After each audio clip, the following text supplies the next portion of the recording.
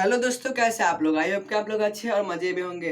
तो पढ़ने वाले हैं क्लास 8th के सोशल साइंस का एक टॉपिक जिसका नाम है एग्रीकल्चर। हम लोग एग्रीकल्चर को अगर सुनते तो हम लोग को क्या यहाँ पर आते समझ में? यहाँ पर क्या आता है? फार्मिंग, या फिर बोलो तो क्या हो सकता है? मतलब कल्टीवेशन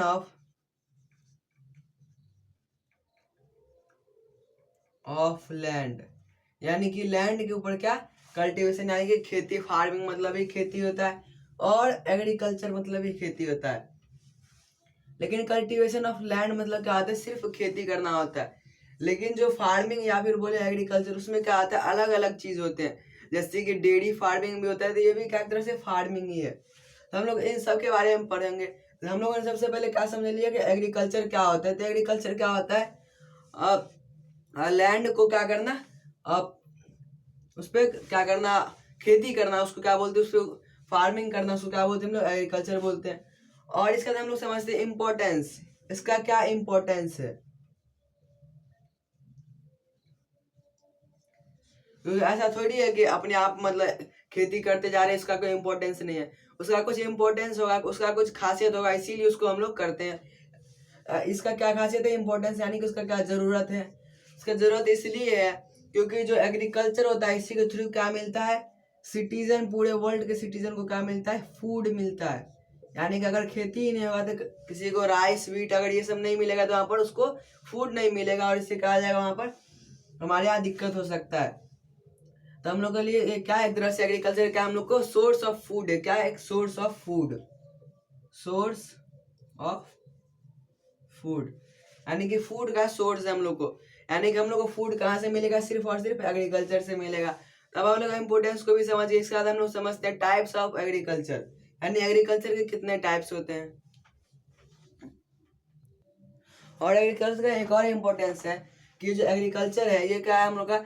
हमारे जो कंट्री है, मान ली इंडिया है, इंडिया का क्या हम लोग का ये बैकबोन है। क्या है? एग्रीकल्चर हम लोग का बैकबोन है। हमारे इकोनॉमिकली हम लोग क्या करता है? ये एग्रीकल्चर जो ये हम लोग का स्ट्रॉन्ग करता है, हमारे कंट्री का इकोनॉमिक सिस्टम को क्या करता है? स्ट्रॉन्ग करता है, मजबूत करता है। और इसीलिए इसको क्या बोलते हैं? बैकबोन ऑफ इकोनॉमिक फैक्टर, यानी कि जो हमारे इकोनॉमिकली हम लोग को क्या करता है? ये स्ट्रॉन्ग करता है, हम लोग को पावर देता है।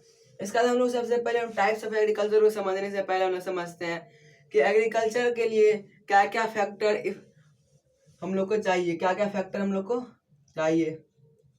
Factor affecting agriculture.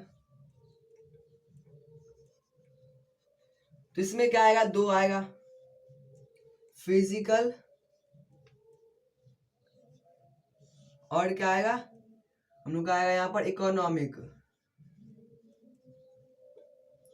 चलो सबसे पहले फिजिकल को समझते हैं।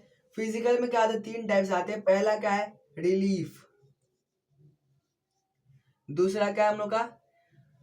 और तीसरा, ये दोनों क्या हम लोग का यहाँ पर है? सॉइल। और हम लोग का फिजिकल फैक्टर यहाँ पर क्या है? क्लाइमेट। और इकोनॉमिक भी तीन पार्ट्स में क्या क्या है? यहाँ पर है कैपिटल, जिसका मतलब हम लोग को पता है यहाँ पर क्या है? कैपिटल का मतलब यहाँ पर राजधानी नहीं, यहाँ पर क्या है? मनी। इसका यहाँ पर क्या है हम लोग का? सेकंड है हम लोग का लैंड होल्डिंग।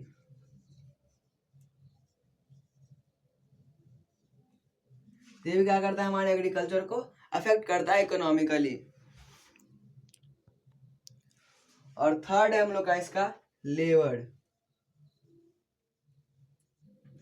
तो ये जो छह फैक्टर है, ये क्या है? बहुत ज्यादा हम लोग को मैटर करता है। सबसे पहला क्या है? रिलीफ। फिजिकल का सबसे पहले क्या है? रिलीफ। रिलीफ मतलब क्या आता है? कैसा वहां पर लैंड है, क्योंकि लैंड हम लोग कैसा कैसा हो सकता है? प्लेन हो सकता है, प्लेटू, और क्या हो सकता है? माउंटेन। ये जो तीनों है, ये तीनों में से हम लोग का जो सबसे अच्छा किस चीज के लिए हम लोग का एग्रीकल्चर के लिए, वो क्या है? प्लेन है। तो वहां पर हम लोग का यहाँ पर रिलीफ का मतलब यहाँ पर क्या है कि वहां पर कैसा लैंड है? वहां पर माउंटेन है या फिर प्लेटो या फिर प्लेन्स है। तो यहाँ पर जो प्लेन्स रहेगा ये क्या है? सबसे ज्यादा फर्टाइल है, उससे कम ये है, और माउंटेन। तो उसका सेकंड हम लोग क्लाइमेट। और ये सब क्या करता है? बहुत ज्यादा हमारा जो फिजिकल फैक्टर है ये अफेक्ट करता है किस चीज को, हमारे एग्रीकल्चर को। उसके बाद क्लाइमेट, अगर क्लाइमेट अच्छा नहीं रहेगा, मौसम अच्छा नहीं रहेगा, अगर जिस क्रॉप को कम हीट चाहिए या फिर कम टेम्परेचर चाहिए, उसको अगर ज्यादा टेम्परेचर मिल जाएगा तो वहां पर भी दिक्कत हो सकता है, और जिसको ज्यादा चाहिए उसको कम मिल जाएगा, उससे भी दिक्कत हो सकता है। यहाँ पर क्लाइमेट का भी यहाँ पर, या फिर बोले तो जिसको ज्यादा पानी चाहिए, जिसको ज्यादा रेन चाहिए, वहां पर अगर कम हो जाएगा तो उससे भी दिक्कत हो सकता है। तो ये सब किसके ऊपर डिपेंड करता है, क्लाइमेट के ऊपर डिपेंड करता है। और थर्ड है सॉइल।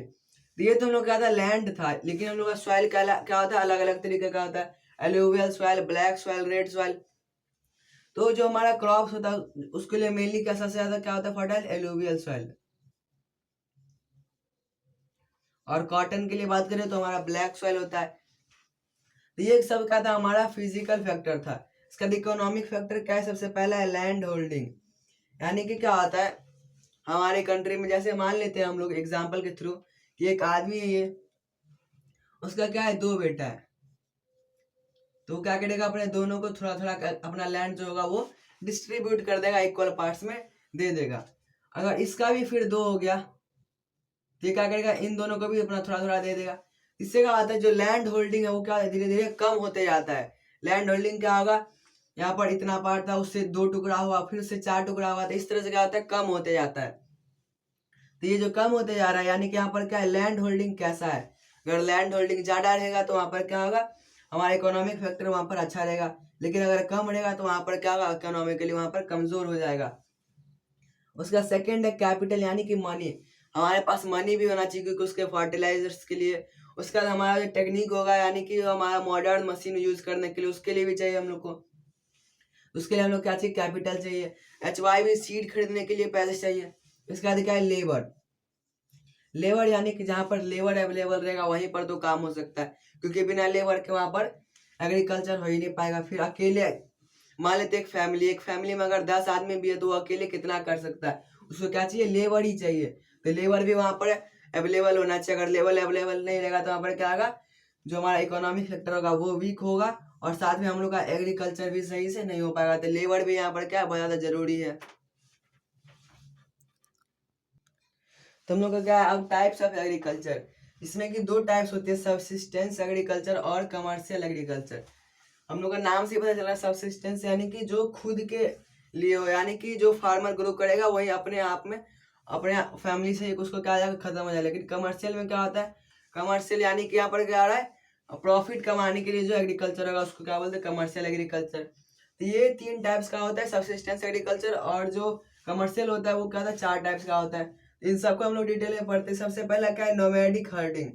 इसमें क्या होता है, जो फार्मर होते हैं वो अपने एनिमल्स के साथ एक जगह से दूसरी जगह मूव करते हैं, और वहां पर क्या करते हैं, अपने जो एनिमल होता है, क्योंकि यहाँ पर हर्ड मतलब क्या होता है, ग्रुप ऑफ एनिमल। जो कैटल होता है उसके लिए क्या करता है, वो वहां पर चारा लेता है, उसको खिलाता है, और जो खुद भी भोजन करता है उसका यहाँ पर क्या होता है, वो एक जगह से दूसरे का मूव करता है, ट्राइबल्स की तरह। सेकेंड है शिफ्टिंग एग्रीकल्चर। ये क्या है, जैसे एक जगह पर मान लेते ये होता है मेनली माउंटेन वाला रीजन पे। जैसे मान लेते हैं इतना जगह पर क्या क्या ये जो ट्राइबल्स होते हैं या फिर जो फार्मर होते हैं वहां पर जला देते हैं, वहां पर एग्रीकल्चर करते हैं। फिर यहाँ पर क्या होता है, जब यहाँ का फर्टिलिटी कम हो जाता है, इसका यहाँ का जो पेड़ होता है उसको जलाता है, फिर यहाँ पर एग्रीकल्चर करता है, फिर इधर करता है, ऐसे करके क्या करता है, हर जगह वो सबसे पहले जलाता है और उसके बाद वहां पर एग्रीकल्चर करता है, और फिर अपने आप को शिफ्ट कर लेता है। इसीलिए क्या बोलते हैं इसको, शिफ्टिंग एग्रीकल्चर।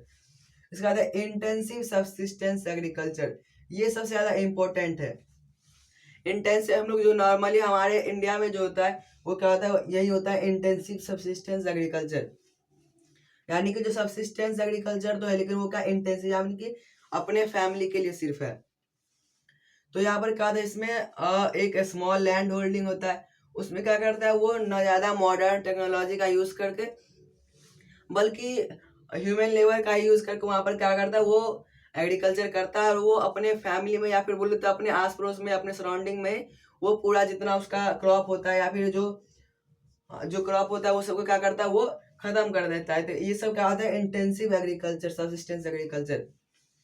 इसमें ज्यादा टेक्नोलॉजी का यूज नहीं होता है, इसमें बुल का यूज होता है। इसी तरह से क्या होता है, ये एग्रीकल्चर होता है। इसके बाद हम लोग देखते हैं कमर्शियल एग्रीकल्चर। इसमें क्या है, extensive agriculture, plantation, live stock ranching और डेयरी फार्मिंग। सबसे पहले हम लोग एक्सटेंसिव एग्रीकल्चर समझते हैं। यहाँ था इंटेंसिव, यहाँ का एक्सटेंसिव, इसका जस्ट उल्टा। यहाँ पर क्या था, छोटे अमाउंट में, यहाँ पर क्या है, बड़े अमाउंट में हो रहा है, यानी कि लैंड होल्डिंग क्या है, ज़्यादा है।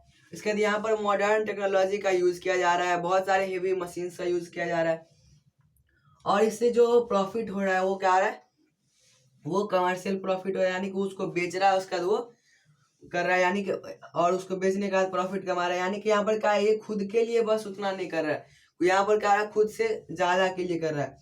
उसके बाद सेकेंड है प्लांटेशन, जैसे कि हम लोग टी प्लांटेशन देखते हैं, जो कि इंडिया के असम में होता है। वहाँ पर क्या होता है, टी प्लांट्स होता है, उसको वो ग्रो करते हैं और वहाँ पर उसका पत्ता तोड़ करके उसको टी बनाते हैं, यानी कि यहाँ पर क्या होता है, ये टी प्लांटेशन होता है वहाँ पर।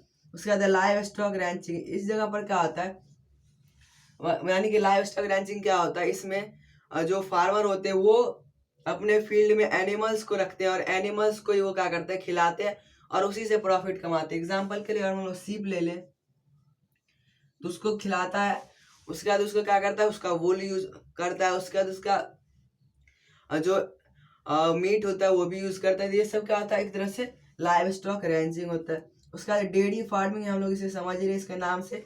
यहाँ पर क्या रहा, मिल्क का यूज हो रहा है, यानी कि डेयरी फार्मिंग, यानी कि जैसे कि मान लेते बहुत सारा गाय रखा हुआ है या फिर बफेलो रखा हुआ है, और उससे जो मिल्क होता है उसको वो बेचता है कमर्शियल एग्रीकल्चर के तौर पे, और उससे क्या करता है, वो प्रॉफिट कमाता है। तो ये सब टाइप्स ऑफ एग्रीकल्चर था। अब हम लोग कुछ मेजर क्रॉप्स को हम लोग समझते हैं। अब है कुछ मेजर क्रॉप, यानी कि जो हमारे कंट्री का जो मेजर क्रॉप, यानी जो मेनली जो क्रॉप उगाए जाते हैं वो सब के बारे में। सबसे पहले है सेरेल्स, यानी कि जिसमें क्या होता है, स्टार्च होता है वो ऐसा। उसके बाद सेकंड है फाइबर क्रॉप और थर्ड है बेवरेज क्रॉप। तो जो सेरेल्स है इसमें क्या है, राइस है, व्हीट है, मेज है। राइस यानी कि चावल, व्हीट यानी गेहूं, और मेज यानी कि जो कॉर्न होता है वो। उसके बाद फाइबर में आता है कॉटन और जूट, यानी कि जो फाइबर के लिए यूज होता है, फैब्रिक्स के लिए यूज होता है। और बेवरेज यानी कि टी और कॉफी। बेवरेज मतलब क्या होता है, नाश्ता एक तरह से वो। तो जो राइस है, व्हीट है और मेज है, तो राइस के प्रोडक्शन में इंडिया सेकेंड लार्जेस्ट है, क्योंकि फर्स्ट पर कौन है, चाइना है, और सेकेंड पर क्या, इंडिया है। इसके बाद व्हीट, मेज, कॉटन, जूट, टी और कॉफी, ये सब क्या हमारे कंट्री का मेजर क्रॉप है, यानी कि हमारी कंट्री में मेनली यही क्रॉप उगाए जाते हैं। तो ये फाइबर क्रॉप है, ये बेवरेज क्रॉप है, ये सेरेल्स है। तो इन सब के अंदर क्लासिफाइड किया गया इन सबको। तो हम लोगों ने इसको हम लोग वन शॉट में पढ़ चुके हैं। आई होप क्या समझ आ गया होगा। तो मिलते हैं, bye, take care, thanks for watching.